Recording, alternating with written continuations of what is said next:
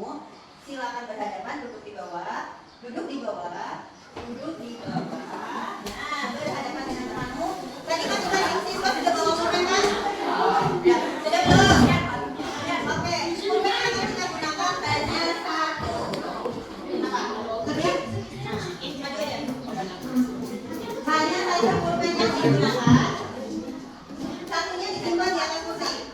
Satu pulpen di depan kalian, satunya disimpan di atas kursi. Ya, kita akan bermain. Nanti kalian sendiri yang memperhatikan apa itu bukan resiliensi. Bisa maju ke depan bisa. Asli maju ke depan lagi. Nah, ada kalau biar itu perempuannya tidak sulit banget. Ya nggak apa-apa. Oke. Kalau ibu bilang sakit, ya. Dan pulpen kalian taruh di tengah di samping kalian. Taruh di samping. Kalau di depan kita di depan. Oke. Nggak ada masalahnya pada. Maksudnya kamu ada masalahnya. Bertiga. Tiga di sini. Gak apa-apa. Oke. Aku pulpen aja ya. Nah, kalau saya bilang sakit, kalau sakit mana yang dipegang? Perut. Kalau saya bilang siku mana? Oke. Kalau saya bilang sikat, berarti pulpennya diambil. Paham? Paham nggak? Kita mulai ya. Konsentrasi. Konsentrasi dimulai. Sakit, sakit, sikut, sikut, sakit, sikut, sikat.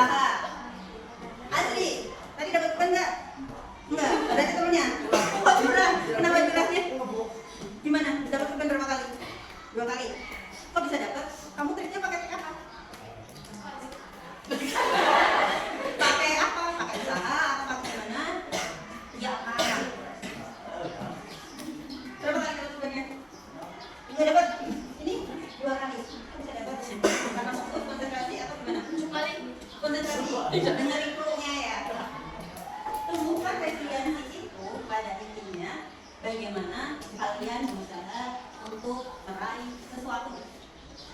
Dan untuk meraih sesuatu pasti ada negatif, ada pula dorongan yang positif. Ya, nanti secara jelasnya akan dibahas ini. Saya juga akan memberikan kalian permainan, tapi sebelum masuk bisa berdiri semua. Kita nyanyikan lagu Jingle Puisi Jurus BK Hebat, dan saya mau kalian semua menyanyikannya. Oke?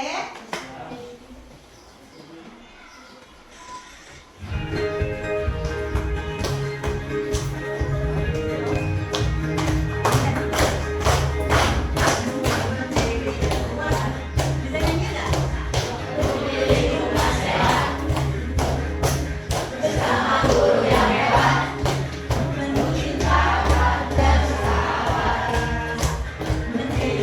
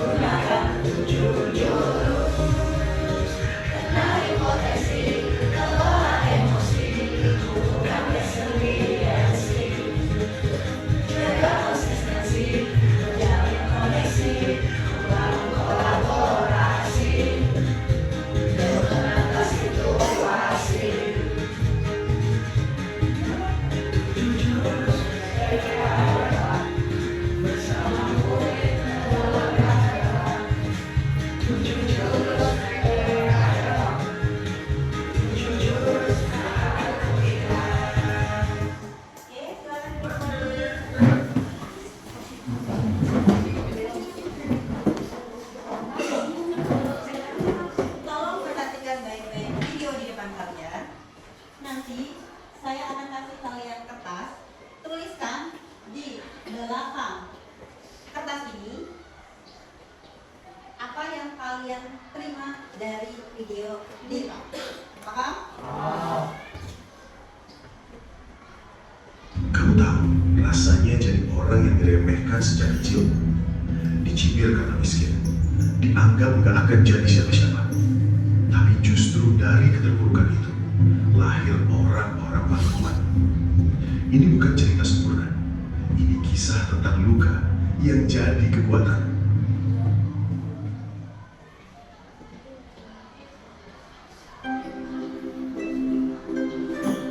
Namaku Ari, anak sulung dari 5 bersaudara.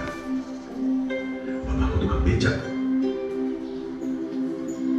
Kami tinggal di rumah petakan sempit, atapnya bocor, lantainya tanah. Tapi bapak selalu bangun lebih dulu dari matahari. Ari, kamu harus sekolah tinggi. Jangan hidup seperti bapak. Waktu kecil aku nggak terlalu paham maksudnya. Tapi semakin besar, semakin aku tahu betapa keras hidup yang harus bapak jalani. Aku tumbuh bukan di lingkungan yang mendukung, tapi di antara omongan yang menjatuhkan. Aku masih ingat pernah diejek karena seragam mahal, sepatu polo, uang jajanku cuma cukup beli air putih. Aku belajar dulu paling depan, tapi tetap dibilang anak becak, paling juga gak bakal jadi apa-apa. Pernah satu kali aku mau menyerah. Aku lihat bapakku pulang kehujanan, menggigil, belum makan. Tapi dia senyum. Dan senyum itu justru yang bikin aku makin gak rela nyerah. Lulus SMP, aku nyaris putus sekolah. Tapi ada guru yang lihat tekadku. Beliau bantu aku cari beasiswa. Sejak saat itu, aku janji kalau hidup berat, aku gak akan lari. Aku akan lawan. SMA aku lalui sambil kerja bantu orang bersihin warung. Malam jadi tukang antar galon, pagi tetap sekolah. Aku gak pernah ikut main, gak punya waktu nongkrong. Karena waktuku cuma ada buat bertahan. Dan akhirnya, aku diterima kuliah. Aku kuliah sambil kerja. Sering ketiduran di halte karena habis ojek, tapi tiap kali hampir tumbang. Aku ingat, bapakku narik becak seumur hidup. Masa aku gak bisa tahan 4 tahun kuliah? Hari itu datang. Hari wisuda. Aku berdiri pakai toga, sementara bapakku di bangku belakang masih pakai kemeja usang. Aku tarik beliau ke depan. Aku pegang tangannya dan bilang, "Pak, gelar ini bukan punyaku. Ini punya bapak." Beliau menangis, dan aku tahu semua luka dan lelah itu akhirnya layak. Sekarang aku jadi guru di sekolah tempat aku dulu dihina. Dan kalau ada anak yang duduk diam di pojok pakai sepatu sobek, aku gak lihat kekurangannya. Aku lihat diriku dulu. Karena setiap anak punya potensi. Kadang mereka hanya butuh satu orang yang percaya. Jadi buat kamu yang sedang berjuang dari bawah, dengar ini baik-baik. Kamu bukan gagal. Kamu sedang bertumbuh. Jangan berhenti. Ceritamu belum selesai.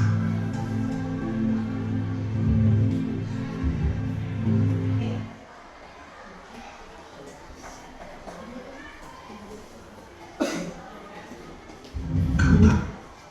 Selesai. Kita bikin kelompok. Tugas ini nanti ditaruhnya di tiap kelompok di belakangnya.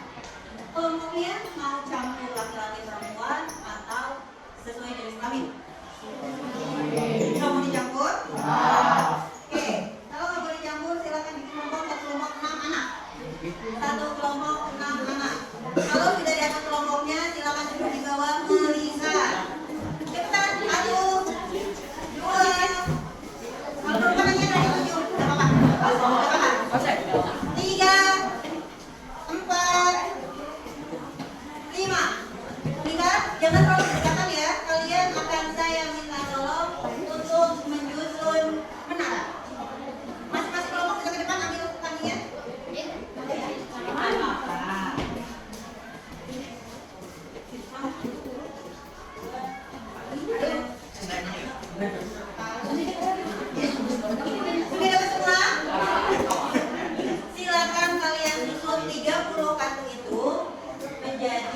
mengarah seperti yang digambar, ya. Bisa? Mulai dari sekarang waktunya 5 menit.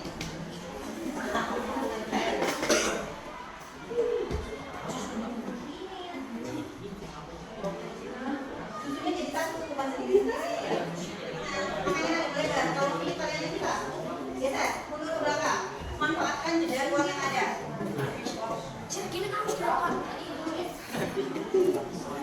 Dasarnya 3. Kenapa? Masih dimatiin? Coba matiin. Itu sih kaki gua.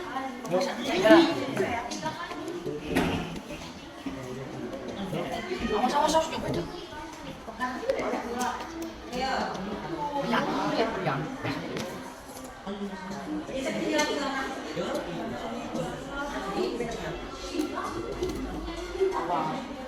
Awas. Langsung sedikit bikin roti.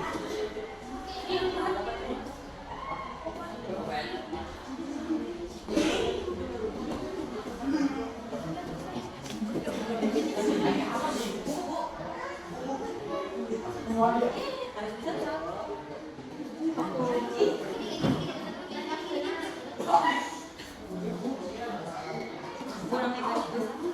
Nanti susah. Diukur dulu.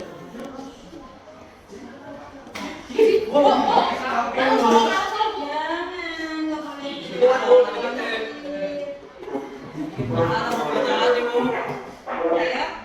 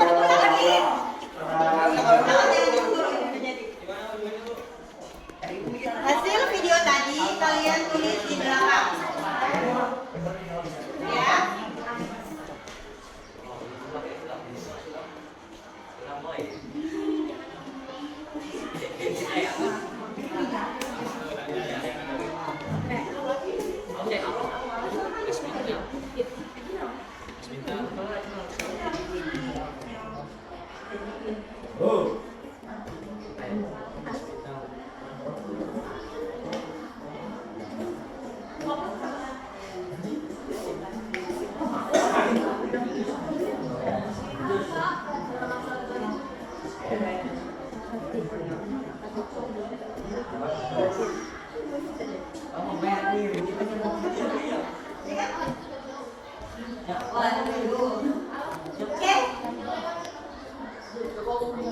Dalam hitungan ketiga, semua tangan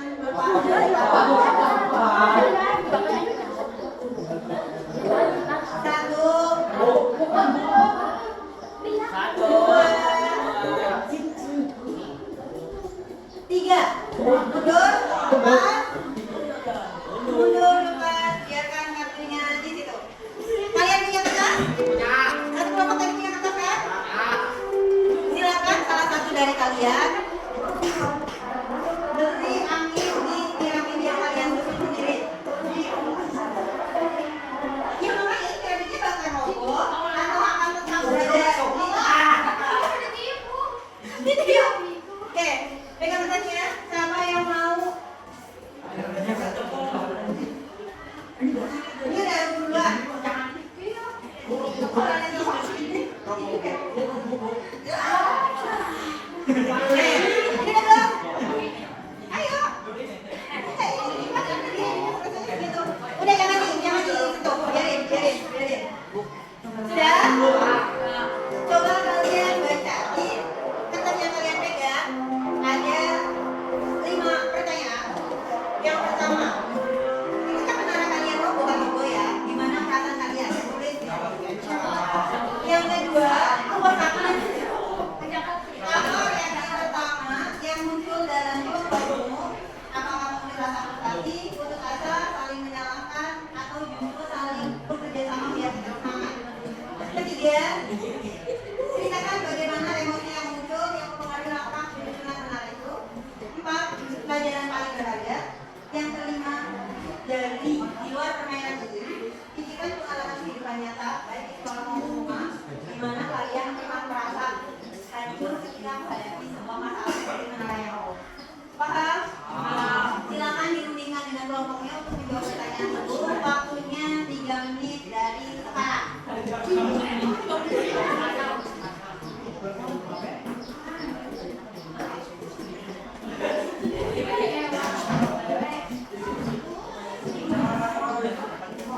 Nanti hasil video tadi ditulis di belakangnya ya.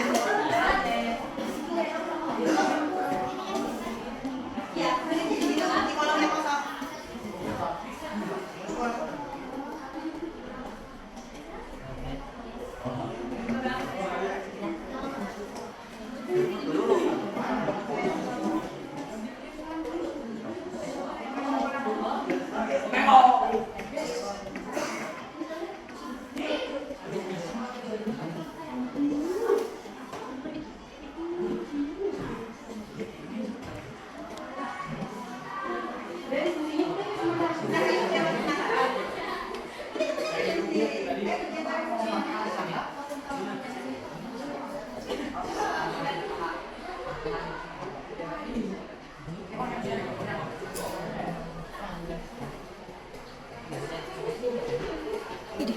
Selesai waktunya.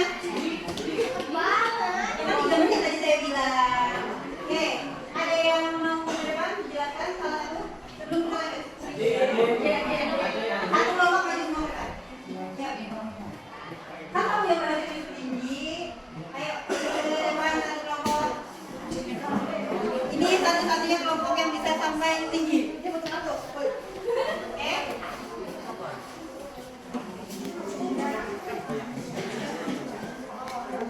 Yang lainnya tolong fokus ke depan. Ya. Salam dulu, dijawab.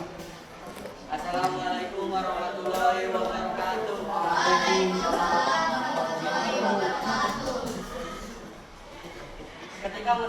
Ketika menara kalian goyah atau bahkan roboh, bagaimana perasaan kalian? Sedikit kecewa. Apa reaksi pertama yang muncul dalam kelompok? Apakah ada rasa frustasi, asa, ingin menyalahkan, atau justru semangat untuk segera mencari solusi untuk ada bekerja sama? Ceritakan bagaimana emosi-emosi ini mempengaruhi langkah kalian selanjutnya. Gimana kalian bisa nyusun itu? Ceritakan. Saling dorong-dorongan atau punya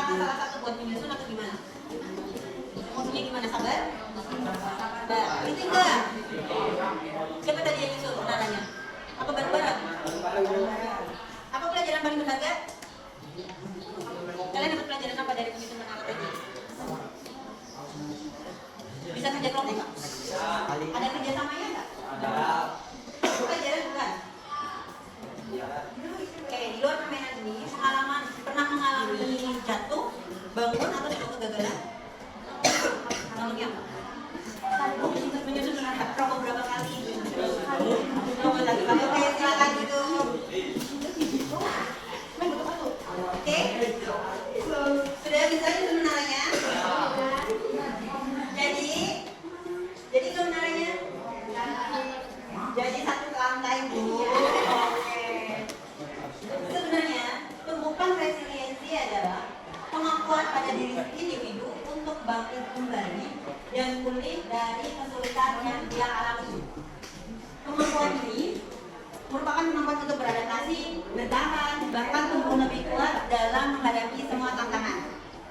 Contohnya permainan tadi, rasanya gimana? Ini bongkar pasang lebih dari 4 kali. Gimana rasanya, Janet? Mau menyerah atau kita berlanjut? Berlanjut. Masih penasaran?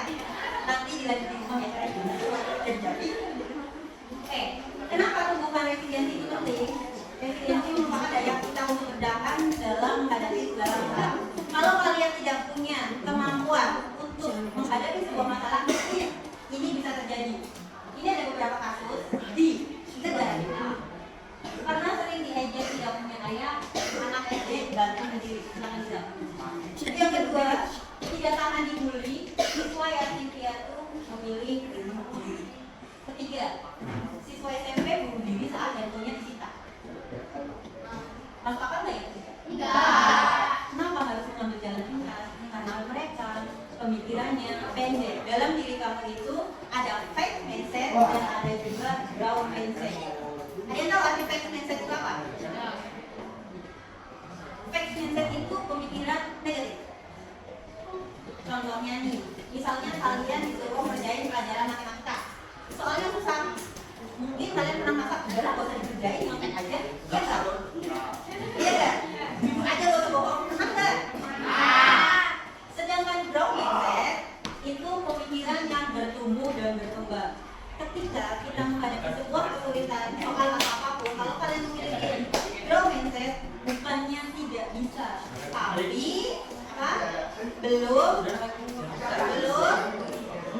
bisa. Jadi harus filosofinya. Ini ada self resilience atau self resilience sendiri. Ada yang bisa kita tolong dibacakan? Ayo bisa kita dibacakan papan di atas. Berdiri. Self resilience artinya apa? Kelihatan nggak? Nggak. Udah kan? Jelasan pengertian.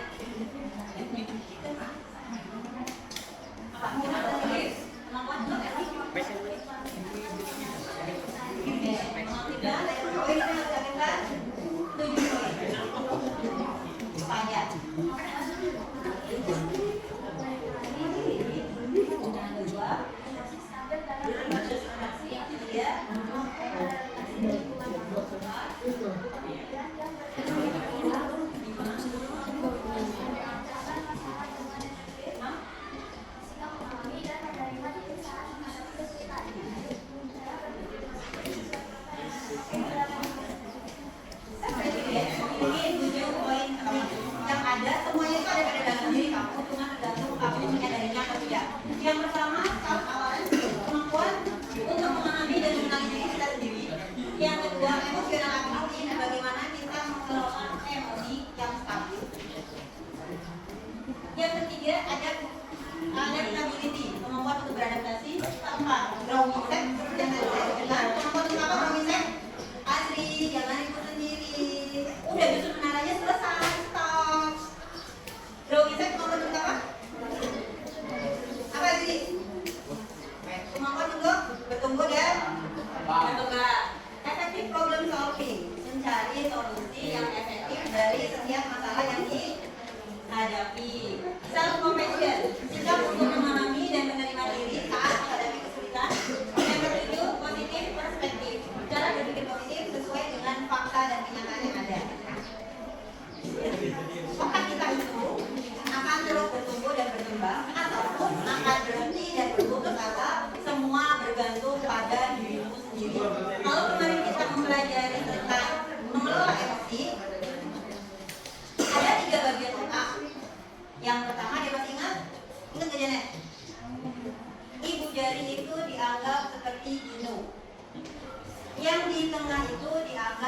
limbik.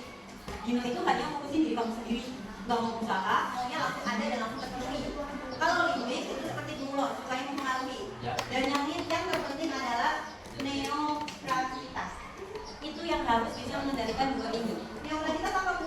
Kemampuan mekanisme biologis yang mendasari growth mindset. Setiap kali individu dengan growth mindset menghadapi tantangan dan berusaha mengatasinya, maka mereka sedang membentuk dan membuat koneksi. Ujian dan dorongan. Tahu apa bedanya? Tahu nggak? Ini pengaruhnya besar sekali. Mungkin kalian yang sering dipuji akan merasa, oh aku hebat, oh aku luar biasa, oh aku lebih pintar. Justru mematikan growth mindset dalam dirimu. Yang akan mematikan apa bu? Yang akan mematikan adalah dorongan. Contohnya, ujian global dan fokus pada orang. Misalnya, ujian kamu hebat ya, bisa jadi juara, kalimatnya begitu. Tapi ada juga yang mengatakan, dengan kamu sudah bekerja keras, kamu layak dapat prestasi itu. Rasanya gimana dengan dua pernyataan yang sama? Antara kamu hebat atau kamu sudah bekerja keras?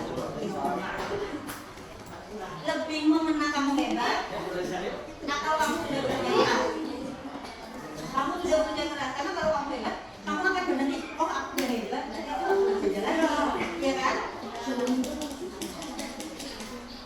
Oke.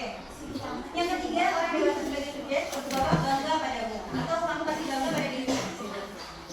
Keempat, orang dewasa sebagai yang nakal, bapak ibu senang kamu mau dengan mendatangi, atau bapak ibu percaya kamu bisa belajar dari sebuah kesalahan. Keempat, fokus pada kemampuan hasil, uang suaramu lebih sekali. Atau kalau semua itu fokus pada kamu sudah berlatih sangat keras dan kamu pasti bisa. Kelima, menjadi takut untuk berbuat salah. Kamu memang anak asuh, tidak pernah mencoba dulu. Mendorong sebuah keberanian, semua yang belajar sepeda pasti senang jatuh. Ayo coba terus. Lembut tegas seperti burung. Tegas dan tidak lembut. Tegas dan lembut. Tidak tegas, tidak lembut. Tidak tegas tapi lembut. Ini mungkin orang-orang kalian lebih sering kemana? Kalau tegas tidak lembut, kalau subjek anak subjek, kalau menang anak kalah. Kamu seperti sebuah alat dengan orang tua.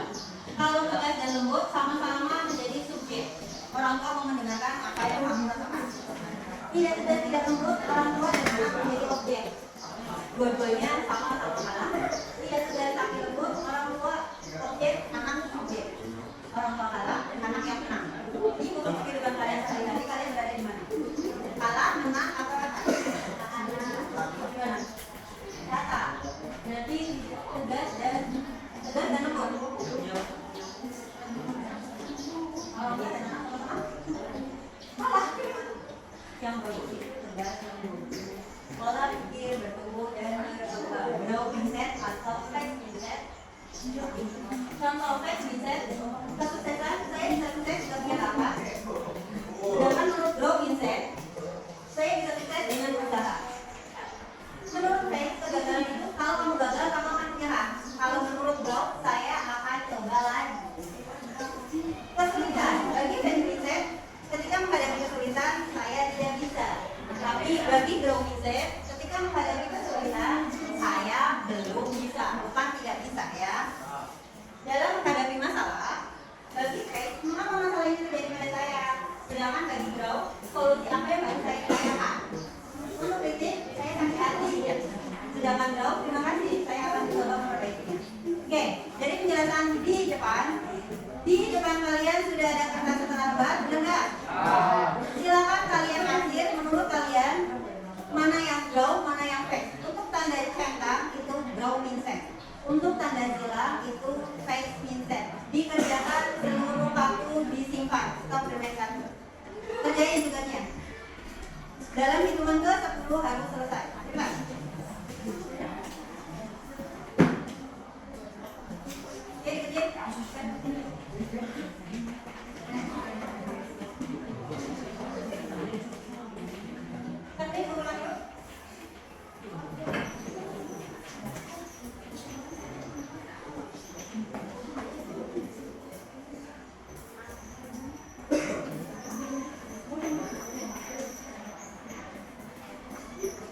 Ya. 1, 2,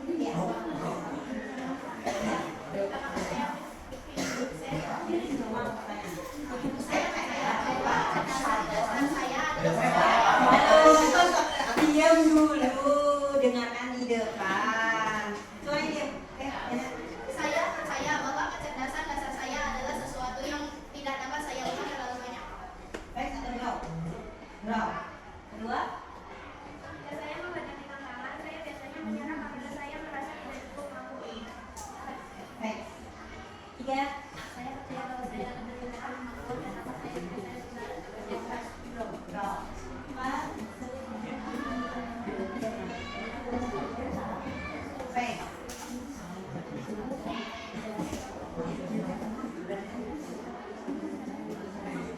Oke. Baik. 6. Oh, bro. 6.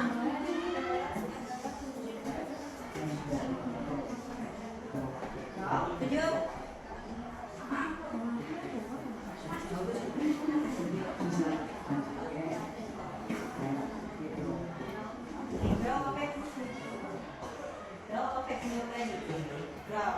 Oke, silakan duduk.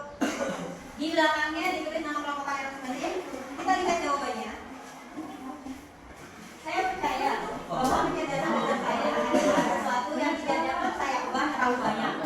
Itu adalah pemikiran fixed mindset. Kecerdasan dalam diri kamu itu bisa kamu ubah sesuai dengan yang kamu mau, bukan tidak bisa diubah. Yang kedua, ketika saya menghadapi tantangan, saya biasanya menyerah karena saya merasa tidak cukup mampu. Itu juga fixed. Karena kamu itu bisa kalau kamu mau mencari jalan keluar. Tidak ada masalah tanpa sebuah solusi. Ketiga, saya percaya bahwa saya dapat meningkatkan kemampuan dan bakat saya jika berusaha dan bekerja keras. Oke? Ya. Keempat, saya cenderung menghindari tantangan karena saya takut terlihat bodoh atau gagal. Oke? Oke. Semuanya pasti punya masalah dan kegagalan bukan akhir dari kegagalan dari saya bukan. Pak, kelima, saya melihat kegagalan sebagai kesempatan untuk belajar dan tumbuh bukan sebagai bukti ketidakmampuan saya. Ini pemikirannya Brown. Penanam usaha dan kerja keras adalah kunci untuk mencapai kesuksesan dan mengembangkan kemampuan saya. Ini juga pemikiran Brown. Ketujuh, bakat alami adalah pemikiran penting dalam mencapai kesuksesan. Usahanya tidak cukup jika tidak berbakat. Ini yang dinamakan pemikiran fixed. Sudah paham apa itu fixed mindset dan growth mindset? Fixed pemikirannya bagaimana? Fixed pemikirannya gampang menyerah. Terus? Apa lagi? Ada yang bisa jawab? Azri, fixed mindset pemikiran bagaimana sih?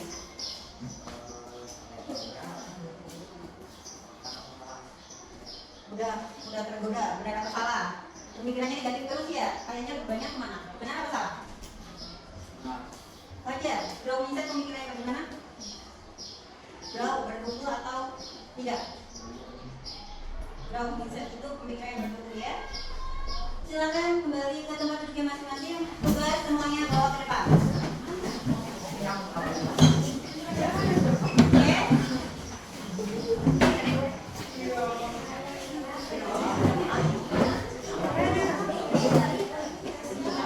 Sudah? Apa yang kalian dapatkan dari pembelajaran kali ini? Jadi sudah jelaskan sendiri. Coba kesimpulannya pada yang pembelajaran ini.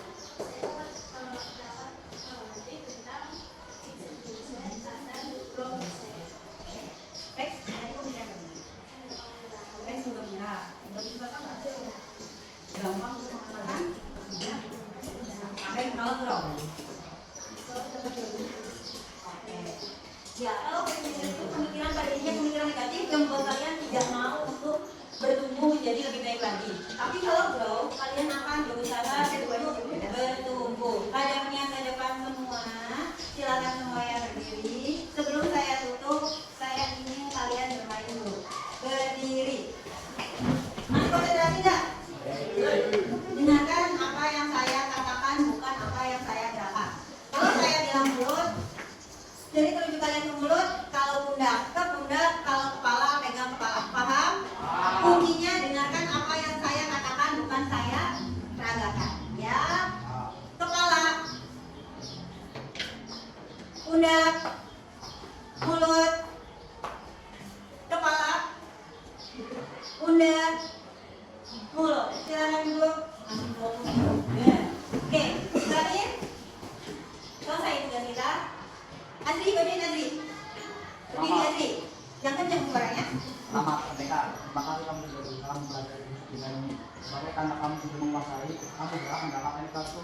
semoga tumbuhkan resilasi.